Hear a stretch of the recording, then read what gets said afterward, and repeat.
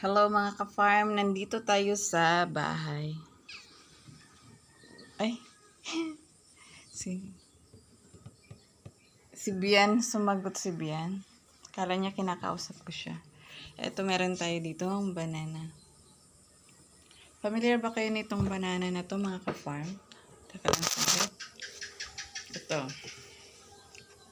Malaki siya na variety ng banana. Ayan. Yan. Ganyanin natin sa kamay. Dito. Dito siya. Ganito siya kalaki. Malaki siya mga ka-farm. Familiar ba kayo nito? At nakakain na ba kayo nito mga ka-farm? Meron ditong kalahati ito. Yan. Titikman natin. Masarap na. Mga ka-farm. Yan. Ito yan siya. Tapos ang kalahati ito. Kasi hindi ko maubos yung buo nito eh. Kalahati lang.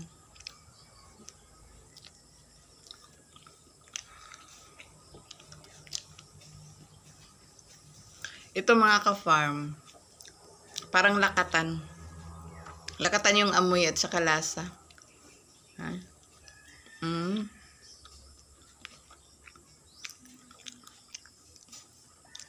Pwede daw to siya lutuin. Pero mas maganda daw siya pagka hindi masyadong hinuglutuin. Pag kilaw lang din. Kailangan talaga hinog na hinog. Harap niya. Lasang lakatan talaga. Tsaka yung amoy niya lakatan. Parang hindi ko kayang ubusin yung isang buo nito mga ka-farm. Kalahati lang. Kaya ko. Nakakain na ba kayo ng ganito kalaking saging mga ka-farm? Bihira ko lang to nakikita dito yung ganitong tanim. So far dito sa Barangay Gaas.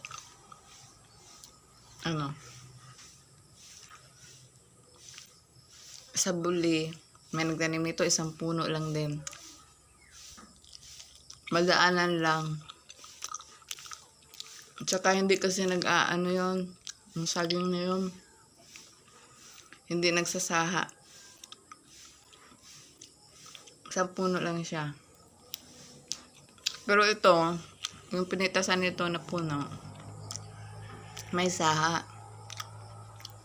Yung dalawang lugar lang ko, nakitaan kong may tanim ng ganito kalaking saging.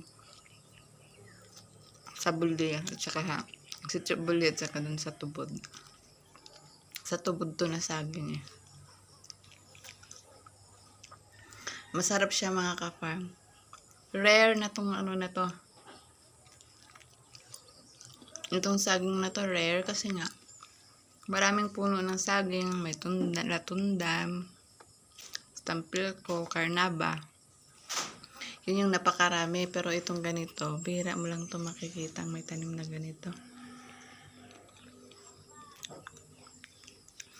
Subukan yung mga ka-farm, tikman yung ganito.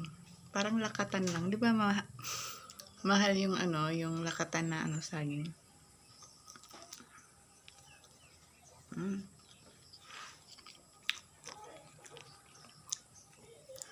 So, thank you for watching mga ka-farm. Shinare ko lang po sa inyo yung variety ng saging na rare. Thank you for watching.